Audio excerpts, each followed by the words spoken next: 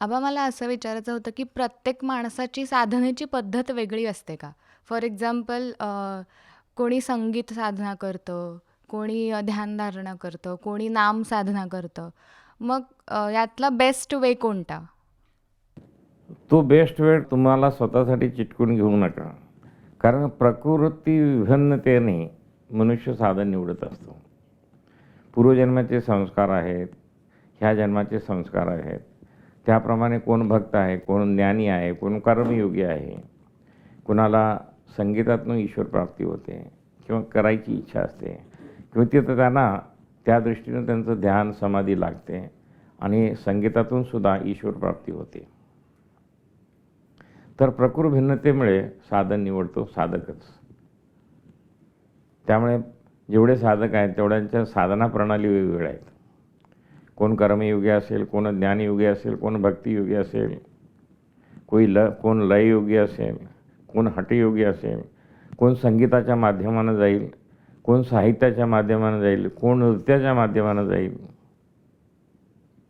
संगीतातून प्राप्त झालेले फार मोठे लोक या भारतवर्षात आहेत. स्वामी हरिदास म्हणून कृष्णभक्त होते. त्यांना वैष्णव परंपरेत ललिता सखीचा अवतार मानलं जातं आणि त्यांना नादब्रह्मातून भगवान कृष्णाचे साक्षात लीला दिसत होत्या, अनुभव करत होत्या. त्यांचेच दोन शिष्य, एक तानसेन, दुसरा बैजूबावरा म्हणून होते आणि त्यांनाच वृंदावनमधला बाके बिहारीचा विग्रह प्राप्त झाला होता आणि तो विग्रह सध्या तिथं स्थापित आहे. त्यामुळे प्रकृती भिन्नतेनुसार प्रत्येक साधक किंवा भक्त आपलं आपलं साधन निवडत असतो आणि त्या साधना अनुकूलतेनुसारच त्याला त्याचे आईवडील प्राप्त होत असतात, परिवार कुटुंब प्राप्त होत असतं. त्याप्रमाणे त्याला ते संस्कार मिळत असतात. तुमचा एक जन्म होणं ही ईश्वराची दृष्टीने फार मोठी व्यवस्थापन कौशल्य आहे. तुम्ही प्रत्येक व्यक्तीचं साधकाच्या दृष्टीने जर जीवन चिंतन मनन केलं तर त्याच्या जीवनामध्ये झालेली उपलब्धी किंवा प्राप्ती, त्यासाठी ईश्वरी योजना कशी काम करत राहिली त्याच्या जन्मापासून त्याच्या आहे ह्या स्थितीपर्यंत तुम्ही अवलोकन केलं तर तुमच्या लक्षात येईल किती सुव्यवस्थित व्यवस्थापन त्यामागे काम करत होतं. आबा साधना ही पुरुषार्थाने करायची असं आपण बऱ्याच सत्रांमध्ये ऐकलं. पण मी माझ्या स्वानुभवाने सांगते, की 2 वर्षापूर्वी मला गुरुमंत्र मिळाला. त्याच्यानंतर त्याची फारशी काय म्हणतात सराव मला झाला नाही. परंतु या काही महिन्यांमध्येच ती गोष्ट पुन्हा ॲक्टिवेट झाली असं म्हणू शकतो आपण. तर मग सगळ्याच गोष्टी या शक्तीच्या इच्छेने होणार आहेत. तर मग पुरुषार्थ कसा करायचा? शक्ती सक्रिय होण्यासाठी, क्रियाशील होण्यासाठी जे वातावरण निर्माण केलं जातं त्या वातावरण निर्मितीला पुरुषार्थाची मदतीची आवश्यकता असते. तुम्ही जर साधनेला, ध्यानाला बसलाच नाही तर तुम्हाला कुठलेच अनुभव येऊ शकणार नाही. बसणंसुद्धा पुरुषार्थ आहे. तुम्ही एवढाच पुरुषार्थ करू शकता, बसणे. त्याच्यानंतरचं सर्व कार्य शक्ती करत असते. त्यामुळे बसणं हाच पुरुषार्थ आहे. तेवढा पुरुषार्थ तुम्ही केला, बाकी पुढचा कार्य आपोआप आरंभ होतो. तुम्ही गाडीत बसला नाही तर ती यात्रा सुरू होत नाही. स्टेशनवर उभा राहून कुठलीही यात्रा झालेली नाही. त्यासाठी ट्रेनमध्ये, लोकलमध्ये तुम्हाला बसावं लागतं. आबा एखादा साधक असेल, तो नित्यनियमाने त्याची पूजा किंवा साधना किंवा पाठ वगैरे सर्व करत असेल आणि पण त्याला दीक्षा मिळाली नसेल, तर त्या साधकाची आध्यात्मिक प्रगती होऊ शकते का? किंवा तो साक्षात्कारपर्यंत जाऊ शकतो का? तुम्हाला आठवत असेल तुमच्या लहानपणी शाळेमध्ये शाळेच्या शिक्षकांना सूचना असायच्या. अल्प बचत खात्यामध्ये तुमचं खातं खोललं जायचं आणि आपल्याकडून 4 आणे 8 आणे रुपये असे काही ते शिक्षक गोळा करायचे आणि तुमचं जे पासबुक आहे त्यामध्ये तो 8 आण्याचा रुपयाचा जो स्टॅम्प आहे, शिक्का आहे, तो तिथं चिटकवला जायचा आणि ते जेव्हा पासबुक पोस्ट ऑफिसमध्ये जमा केलं जायचं त्यावेळेला ती जी रक्कम आहे ती तुम्हाला परत व्याजासह मिळायची. हा एक आपला शाळेतला बाल अनुभव आहे. तुम्ही कुठलीही जी उपासना करता, मंत्र, जाप, स्तोत्र, ते वाया कुठंच जात नसतं.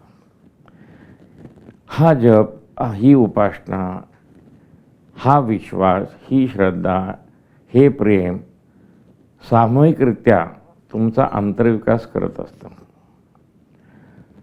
तुम्हाला आठवत असेल की तुम्ही लहान, तुमची मुलं आहेत, नर्सरीमध्ये लोअर के जी, अप्पर के जीमध्ये तुम्हाला टेक्स्टबुक नसतात. मुलं खेळत असतात, डबे घेऊन जात असतात आणि खेळणी आणि खेळ एवढाच कार्यक्रम 2 वर्ष असतो. त्या 2 वर्षाच्या कार्यक्रमामध्ये जी मुलं खेळत असतात त्या खेळण्यांचे रंग, त्या खेळण्यांची नावं, ते खेळ कुठं खेळले जातात, या सगळ्यांचा हळूहळू त्या मुलांना परिचय करून दिला जात असतो.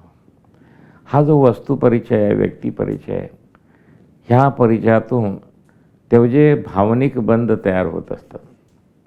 आणि हे भावनिक बंध ज्यावेळेला तो पहिल्या वर्गात जातो, दुसऱ्या वर्गात जातो, ते भावनिक बंध तो अभ्यासक्रम समजून घ्यायला मदत करत असतो.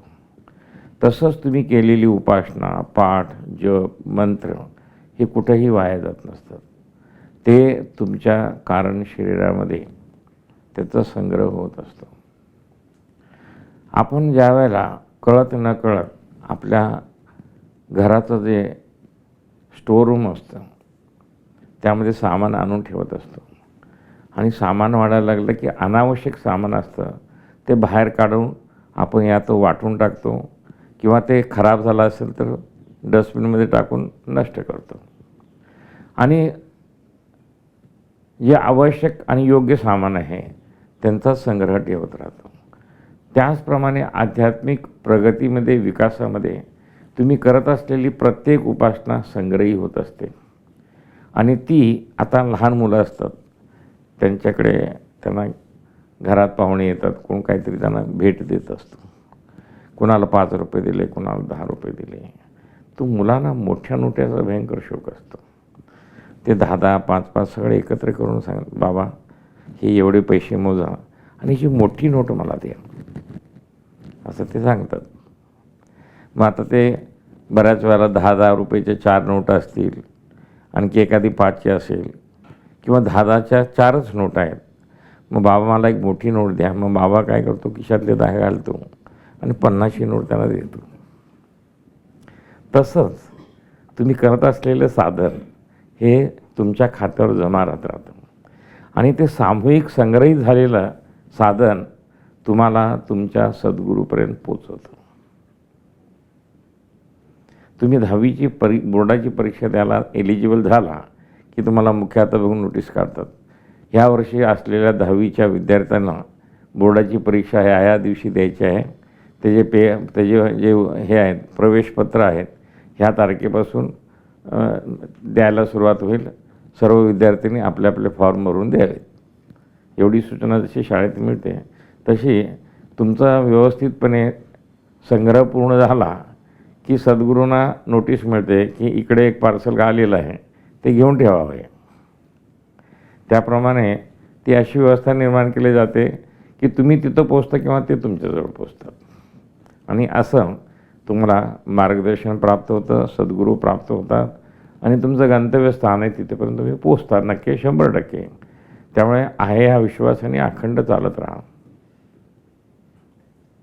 जय गुरुदेव बाबाजी. आपल्याला सद्गुरूंनी जी नित्याची साधना दिलेली असते ती आपल्याकडून एक एकदा औपचारिक होते किंवा घाई गडबडीत होते. मग अशा वेळेस ती साधना आपण करायची का ठेवायची?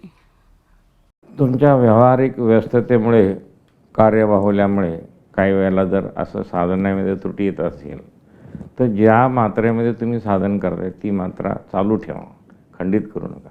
म्हणजे औपचारिक परमात्मा अनौपचारिक आणि औपचारिक दोन्ही आहे, त्यामुळे ते दोन्ही चालतं, त्याला काही हरकत नाही.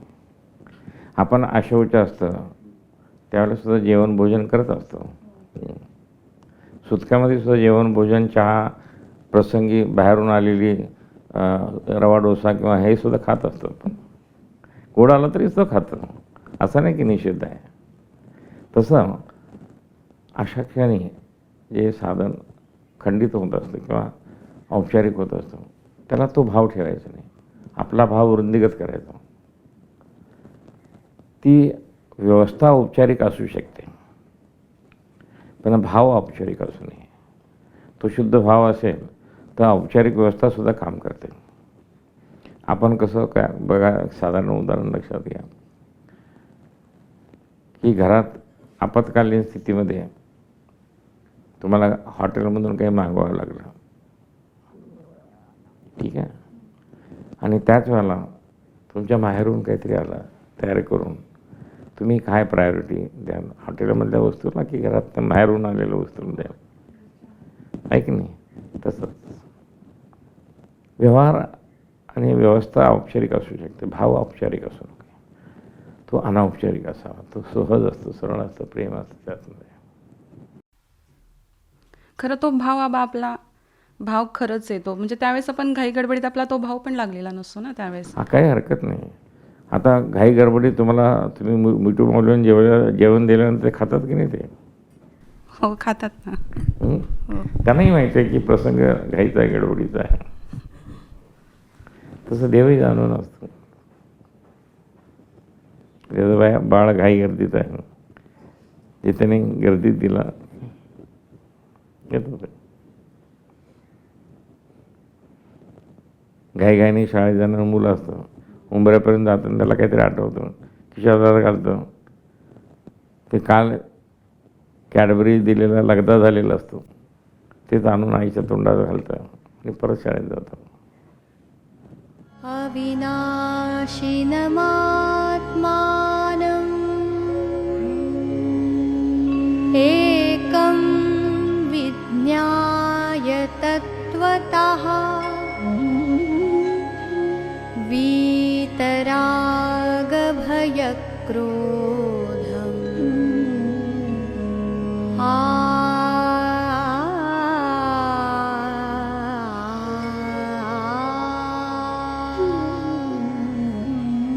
वीतरागभयक्रोधम्